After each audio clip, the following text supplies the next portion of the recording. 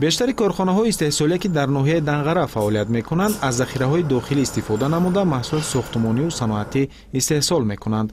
کارگاه استحصال خشت نیز با مقصد ثمرناک استفاده بردن ذخیره‌های طبیعی منطقه بنیاد یافته است که در یک شبانه روز 22000 خشت استحصال می‌کنند. عین زمان نزدیک 120 نفر برای استحصال خشت در این کارگاه فعالیت دارد.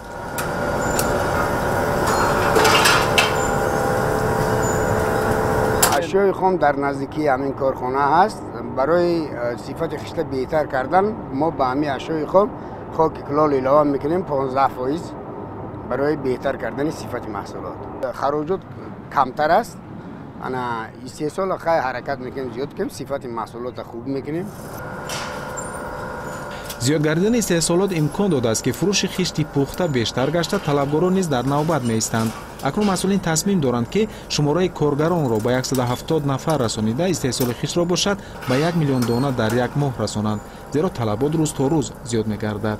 افزون گردیدن توجه به خشت پخته به بیش گردیدن استحصالات تاثیر گذاشته امکان میدهد که مزد معاش کارمندان نیز بالا برده شود.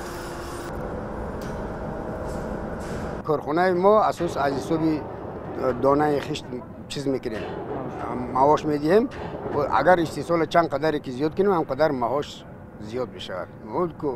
در حساب قالی ریزان اینا مزد معاش کارگران قریب 2500 است. این زمان فعالیت کارخانه در دو بست به راه مانده شده. در یک شبانه روز حدود 50000 دانه خشت به فروش برآورده می شود.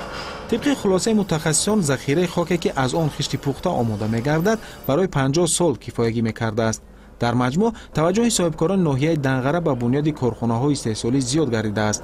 این باعث گردید که در سال 2014 15 کارخانه صنعتی به پورگی فعالیت نموده حجم استحصالات در سال سپری گشته نزدیک 270 میلیون سومانی را تشکیل داده است.